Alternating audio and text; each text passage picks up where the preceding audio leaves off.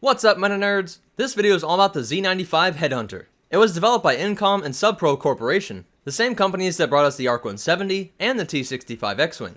Flying off the assembly line, it cost 80,000 credits brand new, about half the cost of an A-Wing, and 20 grand more than a TIE Fighter. At 11.8 meters, or about 39 feet long, it was a couple feet shorter than an X-Wing, or about the same length as 7 Senates laying end to end.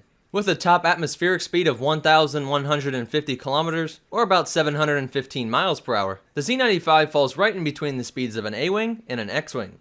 And for maneuverability, the Headhunter gets a rating of 86, the exact same score as a TIE Bomber. And just like the X-Wing, the Z-95 is also equipped with a hyperdrive. All of this movement was achieved by the 4 ion fission engines, and its dogfighting prowess was gained through the maneuvering jets on the back of each wing.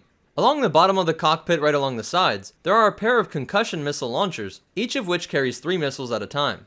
On the wings here, we have our pair of tame and back laser cannons, the same type that were on the X-Wing, though there were some models that would have a pair of triple blasters. And to make sure that it could take a shot, a pilot sat behind a transparent steel canopy, and the whole ship was protected with shielding. Originally designed by Steady Ashgag, an Incom hyperdrive designer, and a man who was also senator during the Clone Wars and had visions of taking Palpatine's place. Originally, this starfighter was named the Coromon Headhunter, named after a hostile animal found on the Coromon Islands on the planet Frezia, where Incom Corporation headquarters are located. Codenamed Project Onyx Star, the Z-95 Headhunter was completed before the breakout of the Clone Wars. Incom bought off Subpro's right to vehicle designs, and not reserved for military use, these ended up being sold across the galaxy and were loved by all kinds of criminals and racers. A year before the Clone Wars, Obi-Wan flew a Z-95 in a mission to stop a counterfeit vehicle ring started by Greedo the Hutt. And when the Clone Wars broke out, Incom set to work on creating a variant for the Republic Army, calling it the Clone Z-95 Starfighter. This clone variant was 5 meters longer, and instead of having 4 smaller engines, it had 2 larger engines that were dissected by the wings and had the ability to open up just like the later ARC 170. The clone Z-95 Headhunters first saw combat during the attack on Umbara, and it was used throughout the Clone Wars, and then when the Republic became the Empire, many of these fighters fell into the hands of rebels and pirates. Han Solo would be one of these ships' most famous pilots, and the Alliance to restore the Republic used the Z-95T, a model which had an upgraded hyperdrive.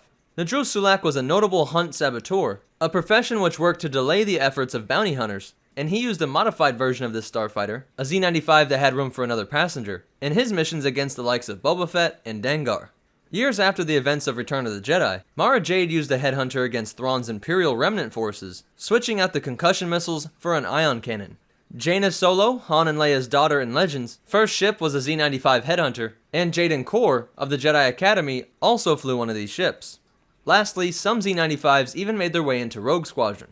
And that's where its history ends, but you definitely want to hear these cool facts and behind the scenes stuff. In the Clone Wars TV show, the clone Z-95 was going to be called the Z-85 Headhunter to show that it was an earlier model of the starfighter, but eventually it was just referred to as the Headhunter. And this ship first appeared in the 1979 novel Han Solo at Star's End, but it is still a part of canon material being featured in the Star Wars Commander video game.